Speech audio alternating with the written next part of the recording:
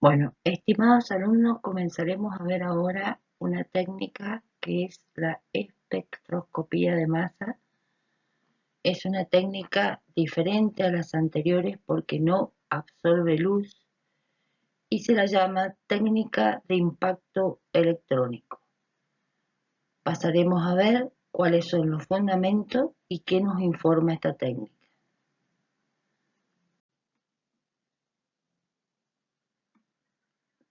¿Qué nos informa y cuáles son los fundamentos? La espectroscopía de masa provee la masa molecular e información valiosa acerca de su fórmula molecular, usando una muestra con cantidades muy pequeñas, una técnica muy sensible. La espectroscopía de alta resolución puede dar una fórmula exacta incluso para una muestra impura. El espectro de masa provee información estructural que puede confirmar una estructura derivada de la espectroscopía IR o infrarrojo o RMN. La espectroscopía de masa es diferente a la espectroscopía que involucra absorción o emisión de luz en un intervalo de longitud de onda. En la espectroscopía de masa no se usa luz. En el espectrómetro de masa, la muestra es irradiada por electrones de energía alta, lo que rompe las moléculas. Entonces se miden las masas de los fragmentos y esta información se usa para reconstruir la molécula. Este es un equipo de espectrómetro de masas. Vamos a ver las partes y luego vamos a explicar el funcionamiento. Está la entrada de la muestra donde se inyecta el calor que vaporiza la muestra, una fuente de corrientes de electrones que fragmenta la muestra. Luego esos iones formados son acelerados por un campo eléctrico, luego son sometidos a un campo magnético que desvía los iones más ligeros en un radio determinado y luego un detector que detecta la masa de esos fragmentos y lo transforma en una señal.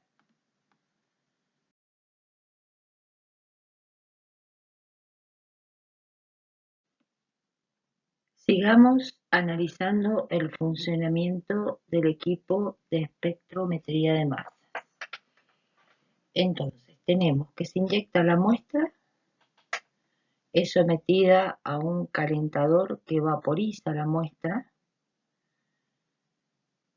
Esta es la fuente o corriente de electrones de alto impacto, el impacto electrónico.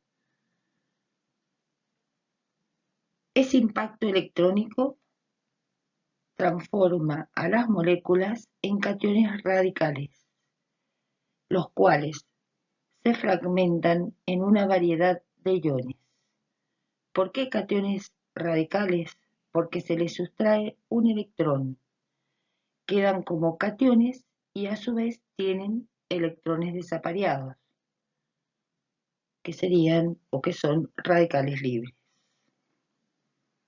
Luego esos iones son acelerados, sometidos a un campo magnético, a un imán, que desvía los iones ligeros. Luego tenemos el detector que transforma en una señal de acuerdo a la relación MZ, masa-carga. Este es un espectro de masas, donde mide la abundancia relativa en porcentaje de los picos y la masa atómica, que es la relación MZ.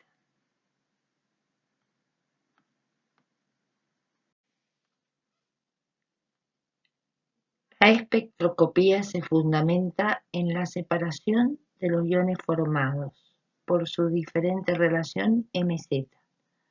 Como la carga es +1 porque se le ha quitado un electrón, esta relación corresponde a la masa molecular. Tengo la muestra que no está ionizada, es impactada por un electrón, se le arranca un electrón, entonces queda cargada positivamente y con un electrón desapareado. Por eso se le dice que son cationes radicales. El patrón de fragmentación resultante es lo que se conoce como espectro de masas. Bueno, sigamos hablando sobre los fundamentos teóricos de determinación de estructuras orgánicas de esta técnica de espectrometría de masas. Entonces, la muestra es inyectada y pasa por una primera cámara, que es la cámara de volatilización en la que se inyecta esa muestra y ahí se va a vaporizar y transformar en gas. Luego pasa a una segunda cámara donde son sometidas a un campo eléctrico intenso, a un chorro de electrones, un haz de electrones, y la molécula que atraviesa ese haz pierde un electrón o se le arranca un electrón. El electrón que se arranca puede ser de un enlace o de un par solitario.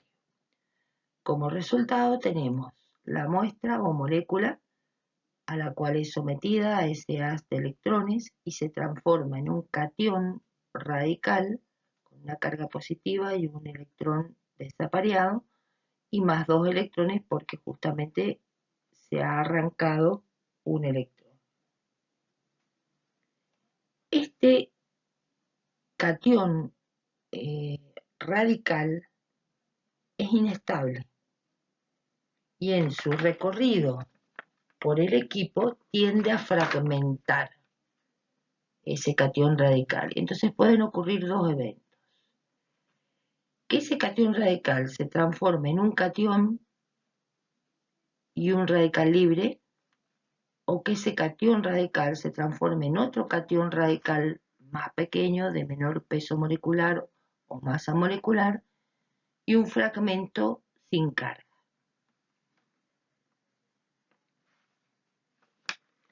Estas moléculas cargadas son aceleradas por unos platos y a continuación se hacen pasar por un campo magnético.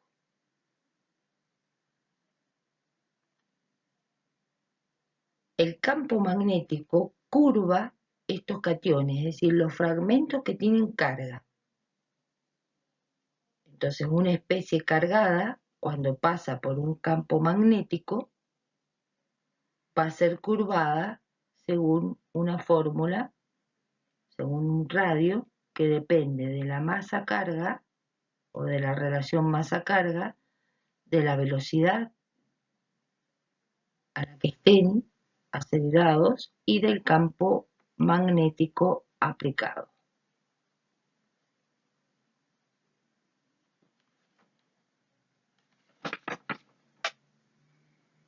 Esta curvatura hace que al llegar al detector incide en diferentes posiciones, en diferentes partes. Si la masa es grande, la curvatura va a ser hacia afuera. Si la masa es pequeña, la curvatura va a ser hacia adentro. El detector lo que hace es contar el número de fragmentos que inciden en una determinada posición y lo convierte en una señal. Entonces, este es el espectro de masa que surge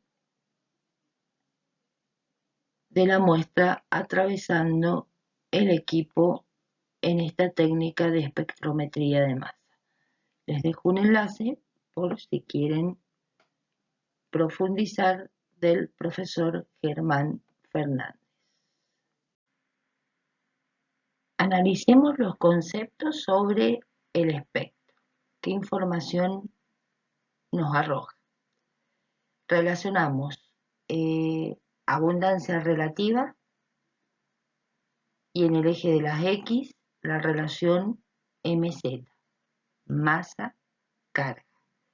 ¿Qué es la abundancia relativa? Se toma el ion más abundante como 100 y el resto se escala. Eso es lo que se llama pico base. Si nos vamos a la relación masa-Z, la relación masa-Z de ese pico es 43 y le corresponde un 100% porque es el más abundante. Luego tenemos el pico del ion molecular, que es la molécula que no se ha fragmentado, pero que se le ha extraído un electrón y corresponde a la masa molecular del compuesto que estamos analizando. Es decir, que corresponde al peso molecular o masa molecular del compuesto. Y su abundancia es 18,56% en relación al más abundante.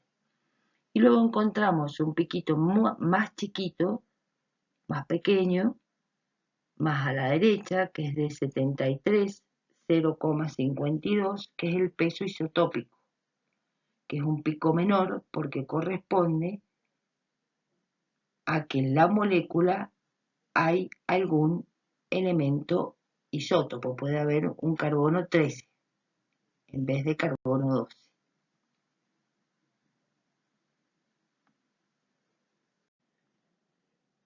Entonces, en el gráfico anterior, que es el espectro del N-pentano, con sus distintos fragmentos ionizados, radicales, cationes,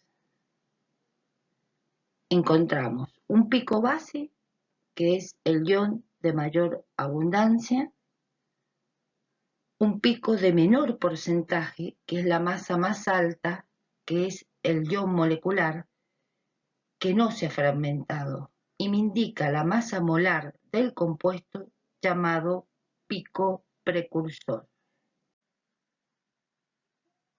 Resumiendo, podemos decir que el origen de los fragmentos, en la cámara se origina la ionización y se forma el ion molecular o radical catión porque se le ha arrancado un electrón. El ion molecular es inestable y en muchas ocasiones se fragmenta, y también hay que tener en cuenta que solo las especies cargadas producen el espectro de masas. En el espectro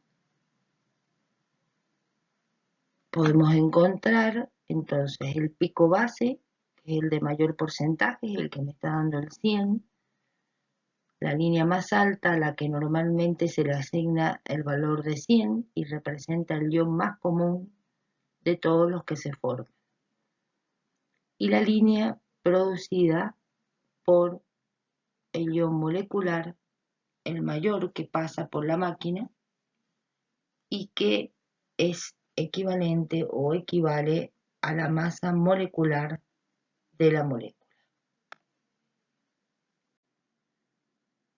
Bueno, hasta ahora estuvimos hablando de fragmentos. La molécula se fragmenta en iones moleculares.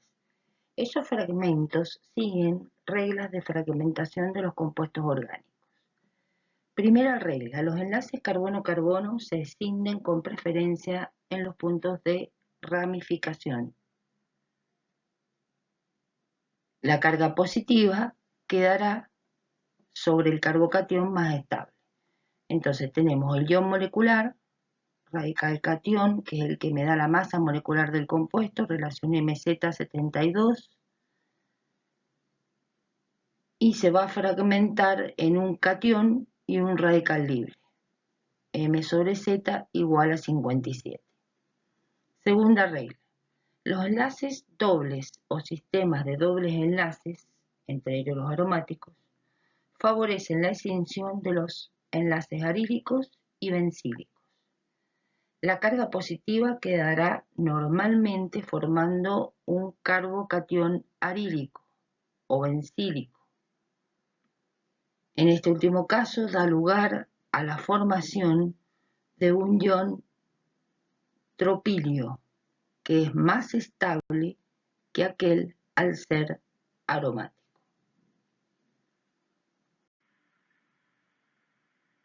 Tercera regla. Los heteroátomos favorecen la fragmentación de los enlaces del átomo de carbono que soporta al heteroátomo. En este caso es el bromo. Entonces se va a fragmentar en el resto carbonado y dejando el radical libre bromo.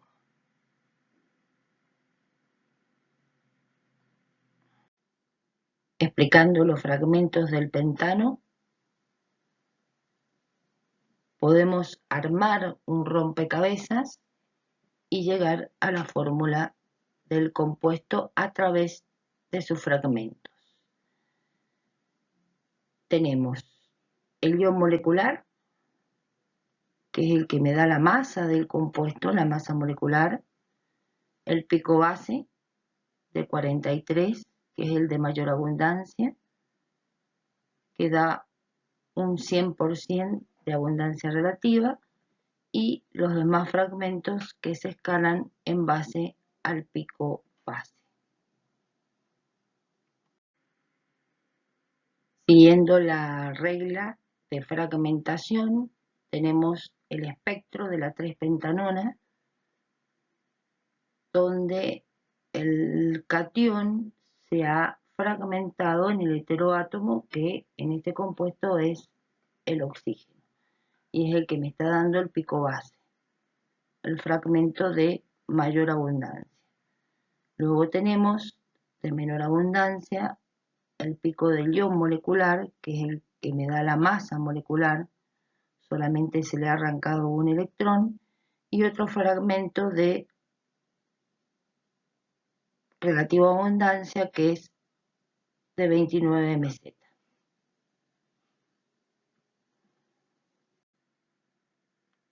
Otra utilidad que podemos darle a los espectros de masa es comparar dos espectros y dilucidar dos isómeros de posición, la 2-pentanona de la 3-pentanona. Recién vimos la 3-pentanona. La diferencia en su espectro está en el pico base.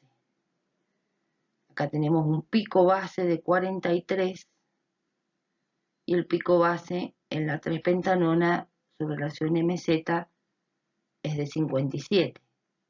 Recordar las reglas de fragmentación en el heteroátomo. Pero el pico del ion molecular es igual. Misma fórmula molecular, mismo peso molecular, pero diferencia en sus espectros de masa. Bueno, estimados alumnos, acá les dejo un enlace para que profundicen más el tema de fragmentación. Es un enlace que explica sobre un compuesto cómo se va fragmentando. Espero les sea de utilidad.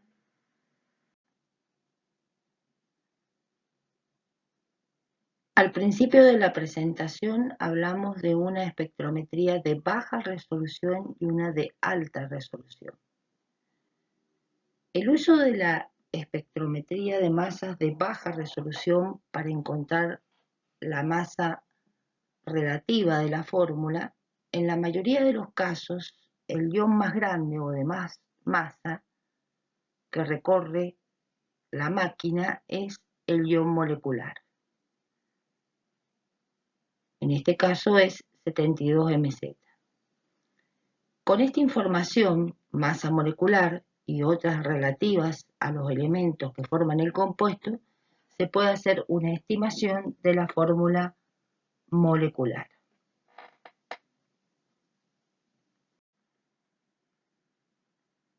¿Qué utilidad tiene la espectrometría de masa de alta resolución? Es para encontrar la fórmula molecular.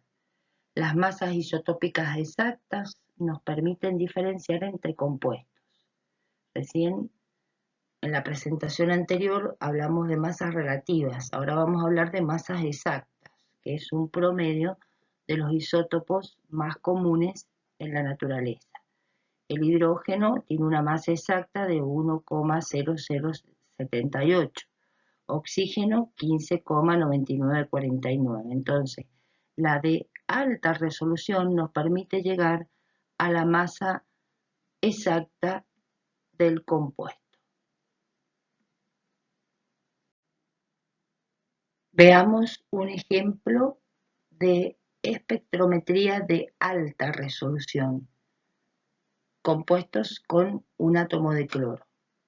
El cloro 35 es 3 veces más abundante que el cloro 37. Entonces vamos a tener dos picos de ion molecular.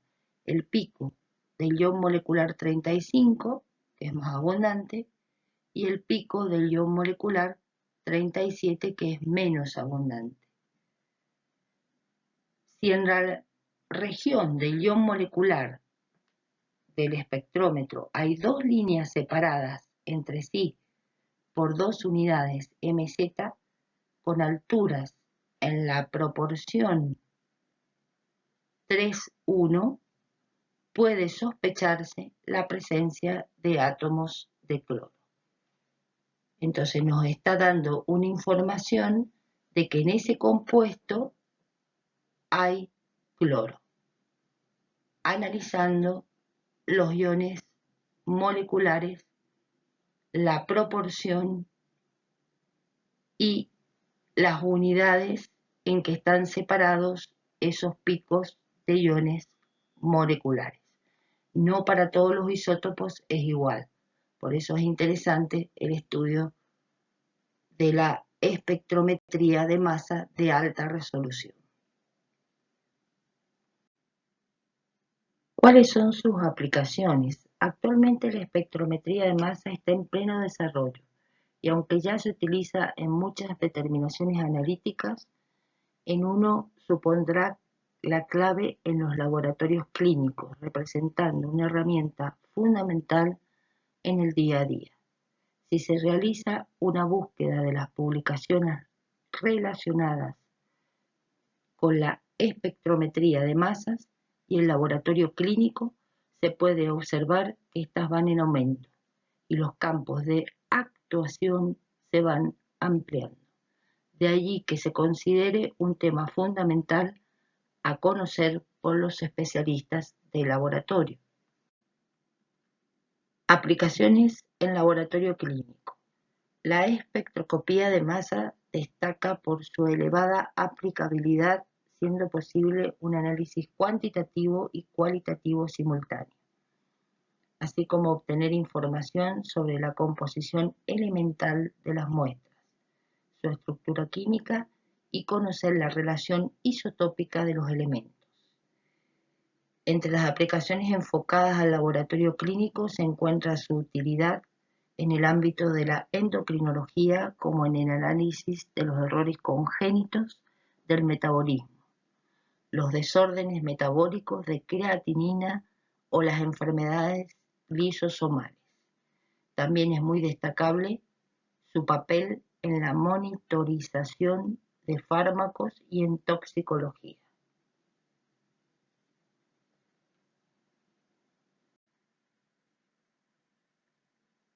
Conclusiones. La espectrometría de masas en los laboratorios clínicos permite analizar con muy poca cantidad de muestra un amplio espectro de sustancias que a su vez se pueden identificar y cuantificar.